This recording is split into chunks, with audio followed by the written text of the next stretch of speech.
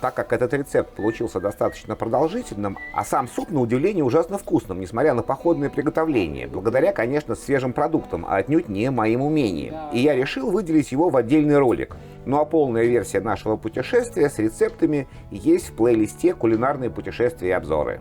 После 2 дней завтрака, обеда и ужина из китайского ресторана Сан-Франциско мои товарищи сказали: коль мы едем в Санта-Барбару, а это вроде как бывшая рыбацкая деревня, нужно приготовить что-то рыбное. Я долго думал, что же приготовить, потому что все это походные условия, и решил, что самое простое – это сделать что-то а-ля буябес. Это не будет, конечно, настоящий французский буябес, но я постараюсь приблизиться к оригинальному рецепту из тех продуктов, которые мы успели здесь быстренько набрать. В местной рыбной лавке мы купили потрясающие совершенно свежие мидии, немного клемов, которые я называю клайвс, которые по-русски называются ракушки вонголи или вонголи. Маленькие октопусы, то бишь осьминожки, тоже только что выловленные. Свежие креветки. Было написано, что они мексиканские. На самом деле интересно, что в Америке абсолютно невозможно купить креветки с головой, потому что для этого супа, конечно, было бы лучше всего использовать лангустины на самом деле, потому что креветки в буябесе не используются. Но лангустинов не было, были вот такие креветки, что было, то было. И 2 сорта рыбы, одна из них местная кабула, а вторая я не помню, какая-то местная рыба. Когда я буду монтировать ролик, я про нее скажу и напишу.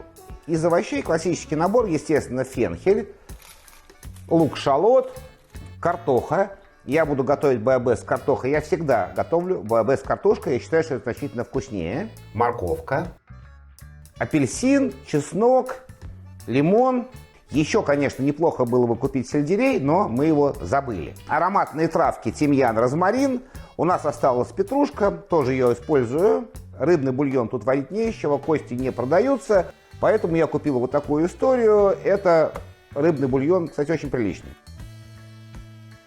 Естественно, нарезанные томаты, оливковое масло, соль, перец. И для того, чтобы сделать соус руй, мне пришлось купить майонез как базу, потому что здесь нет никакой техники, нет погружного блендера, поэтому настоящего мы сделать не можем. Но я буду использовать специальные специи. Это какая-то турецкая специя, по цвету очень подходит. И, естественно, шафран. Кстати, я забыл сказать, я купил местный шафран. Ну, вроде бы он натуральный, органик. Посмотрим, что получится с ним. И французский багет для гренок. Еще у меня здесь бутылка виски, но это в нас, это, наверное, в суп не пойдет. И еще немного белого калифорнийского вина, конечно. Чуть-чуть. Нарежу овощи. Есть еще одна проблема. Дело в том, что правильно, конечно, было бы буябес пробить погружным блендером или протереть, но тут тоже ничего нет, поэтому я попробую это сделать через сито. Не знаю, что получится, но надеюсь, все будет хорошо. Коль мы будем все протирать, поэтому я все режу более-менее произвольно. Фенхель, ну, столько мне не надо. Сейчас я возьму отсюда кусочек, где-то, наверное,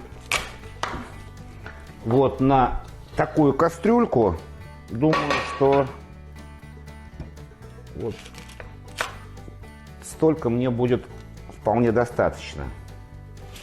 Тоже кубиком его нарежу. Морковку. В принципе, морковку в буябес класть совсем не обязательно, но я хочу дать немножко сладости. Я думаю, даже половинку морковки хватит. И ее тоже кубиком нарежу. Чеснок я резать не буду, я пару зубчиков возьму, раздавлю. Так, ну вот у нас база готова. С картошкой я разберусь чуть попозже. Я ее отвалю, потом положу в суп, как положено. И будем пассеровать овощи. Оливковое масло. Наши все овощи.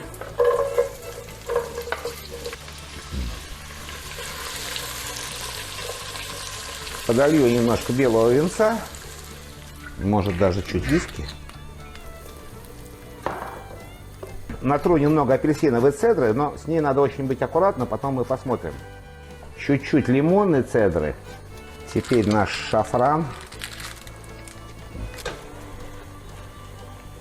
тимьян, розмарин. Веревочку я не нашел, но потом попробуем аккуратненько все вытащить. Накрою крышкой и займусь картохой. Почищу картоху и просто ее сварю. Между марсельцами и тулонцами все время идут споры. Как же правильно делать буябес, с картохой или без? Если в Тулоне буябес делается с картошкой обязательно, то в Марселе без картошки. Но я еще раз повторюсь, я люблю с картохой, потому что он более нажористый. Хотя, опять же, это очень импровизированная у меня история, это не совсем классика. Классику я приготовлю потом как-нибудь, когда будет возможность у себя в деревне. И режем картоху крупными вот такими ломтями. Какими-то вот такими вот. Вот прямо вот такими вот. Картоху в кастрюлю. Залью холодной водой.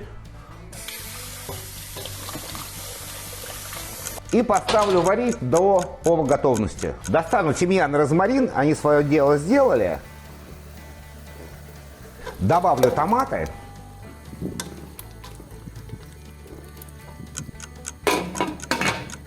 И теперь попробую изобразить что-то вроде соуса ру. Ну, нам придется использовать майонез, потому что другого варианта, к сожалению, у нас нет. Возьму остатки шафрана, разведу его белым вином. Так, пусть он настоится. Возьму чеснок. Думаю, что пару зубчиков будет достаточно, даже меньше.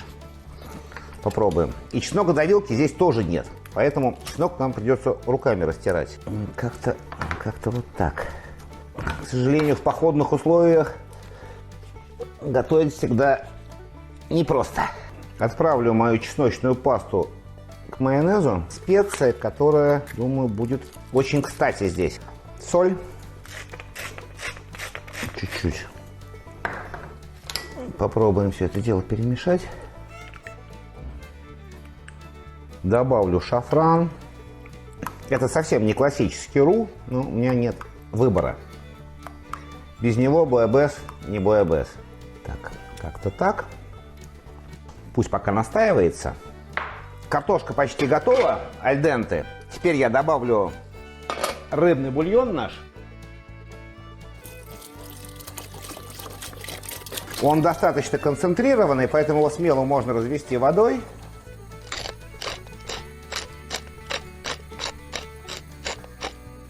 И пусть варится.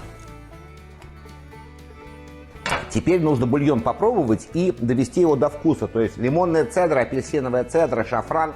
Все должно быть очень правильно сбалансировано. В этом принцип хорошего буябеса. Ну, пока вроде все хорошо. Наш суп готов. Теперь я попробую его протереть. Не знаю, что из этого получится, но попытаюсь.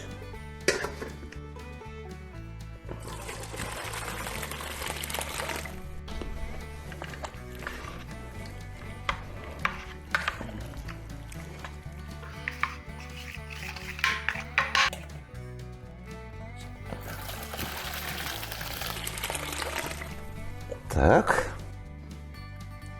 И возвращаем обратно на плиту. И картошку в суп. Коль нас 4 путешественника, всю рыбу я буду резать на 4 кусочка. Раз, два, три, 4.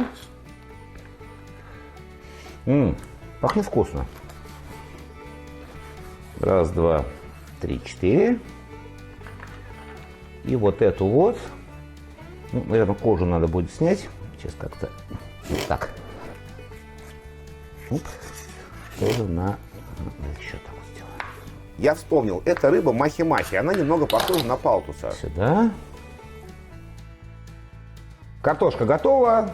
Будем закладывать нашу рыбу и морепродукты. Буквально 3 минуты, и все будет готово. Ни в коем случае рыбу, конечно, с морепродуктами нельзя переварить.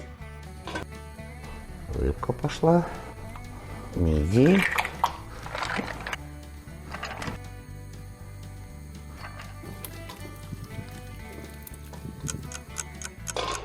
Теперь багет. Багет в тостер.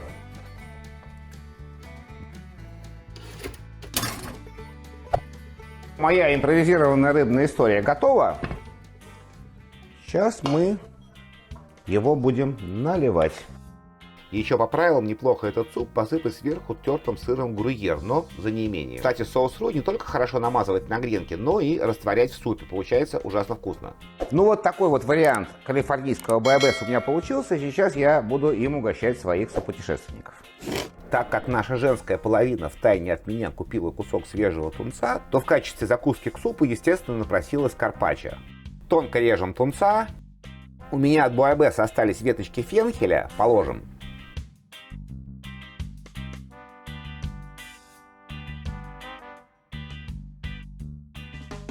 Конечно, сок лайма. Оливковое масло. Соль и черный молотый перец. Аккуратно втираем, простите за руки. 10-15 минут и готово. Желаю вам интересных кулинарных открытий и до нового ролика.